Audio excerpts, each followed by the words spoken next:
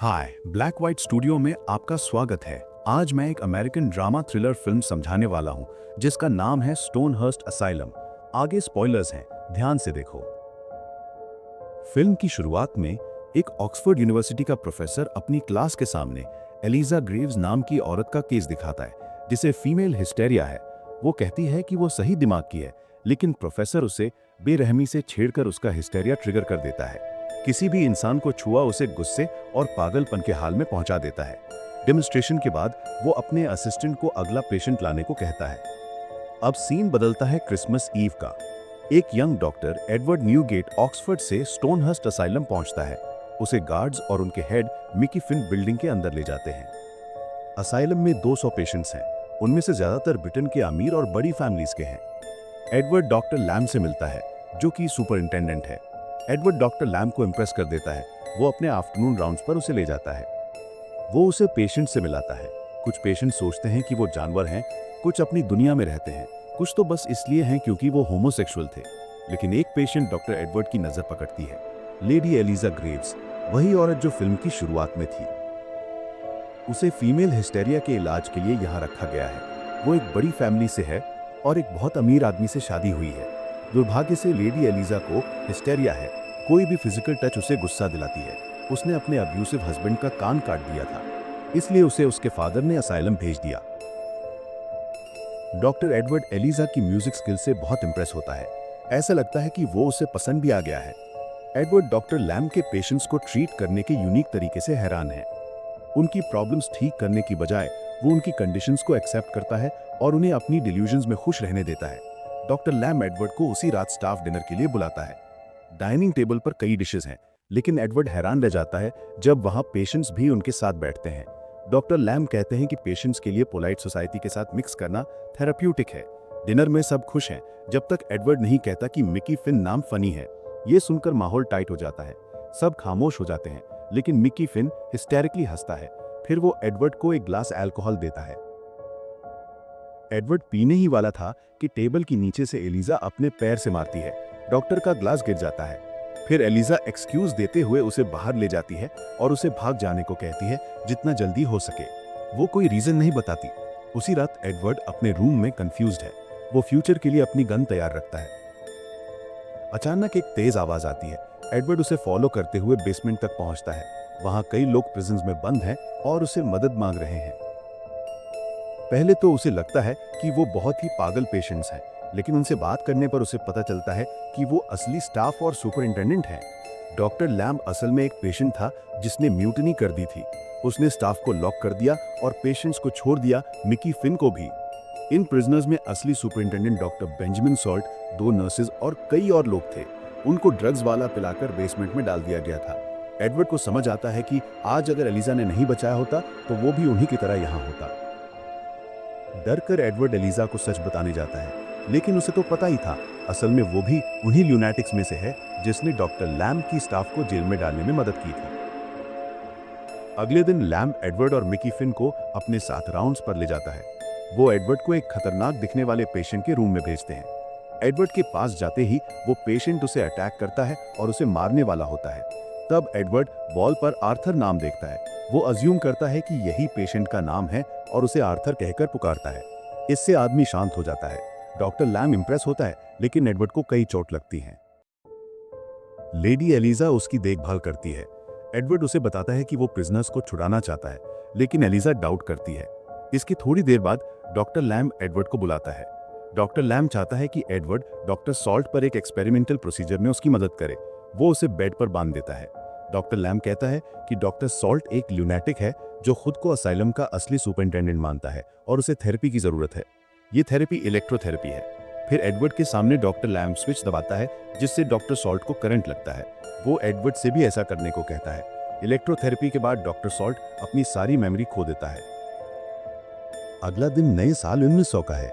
स्टोनहर्स्ट में सब सेलिब्रेट कर रहे हैं। एडवर्ड की सोच है कि आज रात प्रिजनर्स को आजाद करेगा।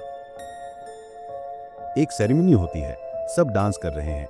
एडवर्ड को पता है कि डॉक्टर लैम के अंदर कुछ अच्छाई है, इसीलिए वो उसे ढूंढने निकलता है। लैम के पुराने पेशेंट रूम में एडवर्ड दीवार के अंदर एक छुपी हुई पिक्चर ढूंढ लेता है। सब लोग नए सेंचुरी के आने का सेलिब्रेट करने बिल्डिंग के बाहर जाते हैं, लेकिन एडवर्ड अंदर रहता है ताकि वो शैंपेन में एक केमिकल मिला सके जो सबको बेहोश कर दे। लेकिन मिकी फिन उसे पकड़ लेता है। इंटेंस फाइट के बाद एडवर्ड खुद को छुड़वा लेता है।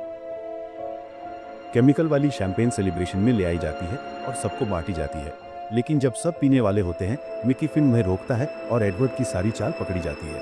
डॉक्टर लैम्ब उसे बोतल से मारता है। जब एडवर्ड की आंख खुलती है तो वो एक हॉस्पिटल बेड पर बंधा हुआ है और उसे इलेक्ट्रोथेरेपी रूम में ले जाया जा रहा है। डॉक्टर एडवर्ड को भी करंट दिया जाने वाला है। तभी एलिजा रूम में आती है एडवर्ड की पॉकेट वॉच लेकर। उसमें एलिजा की पिक्चर है। उसे लगता है कि उसके हस्बैंड ने एडवर्ड को उसे असाइलम से निकालने भेजा है। वो उसे पूछती है कि वो यहाँ क्यों आया है। वो बताता है कि 6 महीने पहले वो एक मेडिकल लेक्चर में था जहाँ एक डॉक्टर ने एलिजा और उसकी डिसेबिलिटी दिखाई थी। उसे बहुत दुख हुआ था और उसने कसम खाई थी कि उसे उस हेल से बचाएगा। यही एडवर्ड के स्टोनहर्स्ट आने का असली रीजन था। जब उसे ले जाया जा रहा होता है वो एलिजा को भाग जाने को कहता है। जब डॉक्टर लैम्ब उसे करंट देने ही वाला होता है एडवर्ड एक लास्ट इच्छा मांगता है। वो कहता है कि एलिजा ग्रेव्स को उसकी पॉकेट में रखी पिक्चर दे दो। लेकिन असल में वो पिक्चर वही है जो एडवर्ड ने लैम्ब के रूम से निकाली थी। लैम्ब उसे देखता है और शॉक हो जाता है। ये पिक्चर ही उसके पागलपन की जड़ थी। पता चलता है कि डॉक्टर लैम्ब वॉर में एक असली डॉक्टर था। उसे अपने सोल्जर दोस्तों को दर्द से बचाने के लिए मारना पड़ा था। उसने उनमें से हर एक को गोली मारी और खुद को भी मारना चाहा, लेकिन उसकी गोली खत्म हो गई थी। इससे वो पागल हो गया था। एडवर्ड ने जो पिक्चर दिखाई थी वो लैम्ब के सोल्जर दोस्तों में से एक की थी। इससे उसका पागलपन फिर से ट्रिगर हो गया। लैम्ब वहां से भाग जाता है। ये देखकर मिकी फिन खुद एडवर्ड पर प्रोसीजर करने लगता है, लेकिन एलिजा एडवर्ड की मदद को आती है। पूरा असाइलम उनकी फाइट को चेयरफुली देखता है, लेकिन फिन एलिजा को छेड़कर उसका हिस्टेरिया ट्रिगर कर देता है। एडवर्ड उसे शांत करने में कामयाब हो जाता है। फिर फाइट होती है। आखिरकार मिकी फिन ही इलेक्ट्रोक्यूट होकर जलने लगता है, लेकिन आग पूरी रूम में फैल जाती है।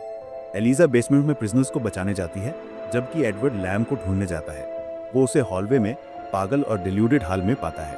वो उसे भी निकालकर सेफ जगह ले आता है। सब सेफ है, सब कुछ खत्म हो गया।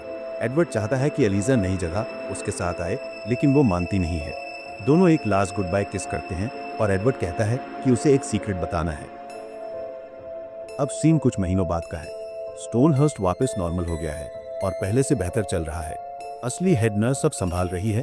अब पेशेंट्स की देखभाल हो रही है, जिनमें सॉल्ट और लैम्ब भी हैं। फिल्म की शुरुआत वाले ऑक्सफोर्ड यूनिवर्सिटी का प्रोफेसर और एलिजा ग्रेव्स का हस्बैंड उसे लेने असाइलम आते हैं, लेकिन वो हैरान रह जाते हैं जब उन्हें बताया जाता है कि डॉक्टर एडवर्ड ने उसे 3 हफ्ते पहले ही डिस्चार्ज कर दिया है। दोनों आदमी शॉक में है, क्योंकि प्रोफेसर खुद ही असली डॉक्टर एडवर्ड न्यूगेट है।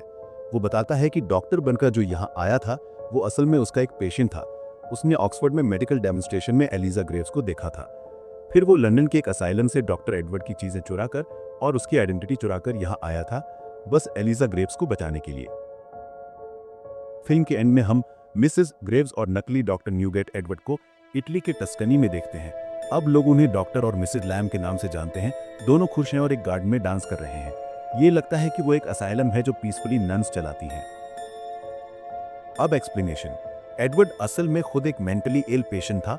उसे प्यूडोलॉजिया फैंटास्टिका या पैथोलॉजिकल लाइन की बीमारी थी। इसमें आदमी बिना किसी पर्सनल गेन के लगातार झूठ बोलता है। हमें कभी उसका असली नाम नहीं पता चलता, लेकिन अपनी बीमारी के बावजूद उसमें प्यार और एम्पैथी जैसे यूनिक क्वालिटीज थे। अपने जैसे मेंटली इल लोगों के लिए प्यार ने उनकी मदद करने की ताकत दी। एलिजा का छुए जाने का डर भी उसी की वजह से ठीक हो गया। इसी वजह से एडवर्ड एक सेन और नॉर्मल इंसान की तरह एक्ट कर पाया। ऑडियंस को कभी नहीं लगा कि वो एक पागल है। एडवर्ड का कैरेक्टर बहुत स्ट्रांग बनाया गया है। इस फिल्म का एक मैसेज ये है कि प्यार की कितनी बड़ी ताकत होती है। वो इंसान की सबसे बड़ी तकलीफ यानी एक पागल दिमाग को भी जीत सकता है। ऐसे और वीडियोस के लिए सब्सक्राइब करो, नोटिफिकेशंस ऑन करो और चैनल की मदद के लिए वीडियो को लाइक करो। देखने के लिए शुक्रिया।